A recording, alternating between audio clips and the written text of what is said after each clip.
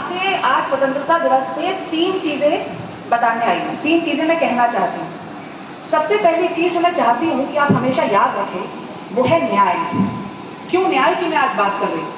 एक समय था जब हमारा देश गुलाम था, तब अंग्रेज हमारे देश के भाग्य विधाता बन के बैठे थे और ये निर्णय करते थे कि किसको न्याय मिलेगा और किसको अन्याय।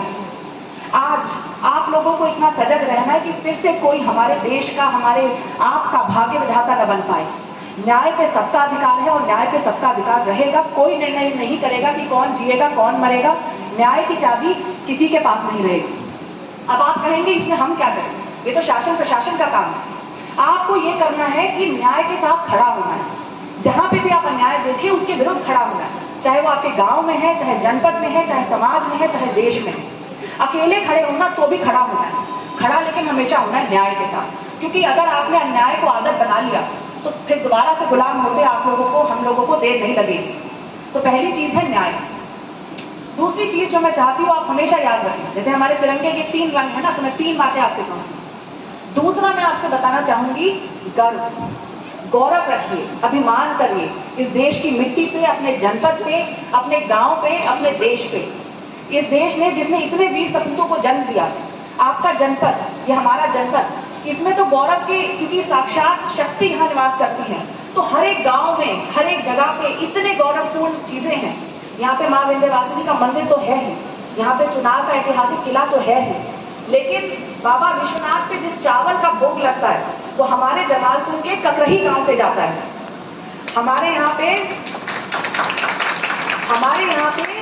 मंदिर बहुत, इतने मंदिर हैं, लेकिन आपको मैं बताती हूँ लरवक गांव में एक शिव जी का इतना प्राचीन मंदिर है, सावन भी चल रहा है, इतना प्राचीन मंदिर है, इतना ऊर्जावान मंदिर है, आप अंदर जाएंगे आपके रोंगटे खड़े हो जाएंगे।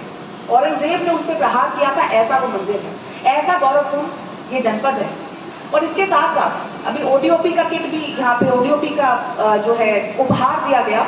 यहाँ पे चुनार की पॉटरी भी है, अरोरा के लकड़ी के खिलौने भी हैं, यहाँ पे पीतल के बर्तन भी है, यहाँ पे दरी भी है और यहाँ पे कारपेट भी है। अच्छा, मैं आपको बताना चाहूंगी कि ये जो साड़ी मैंने पहनी है ये हल्दी सहजनी, ये गाँव है, वहाँ के बुनकरों ने बनाई है। और ये साड़ी किसी महंगी से महंगी साड़ी से कम मुझे तो नहीं लगती।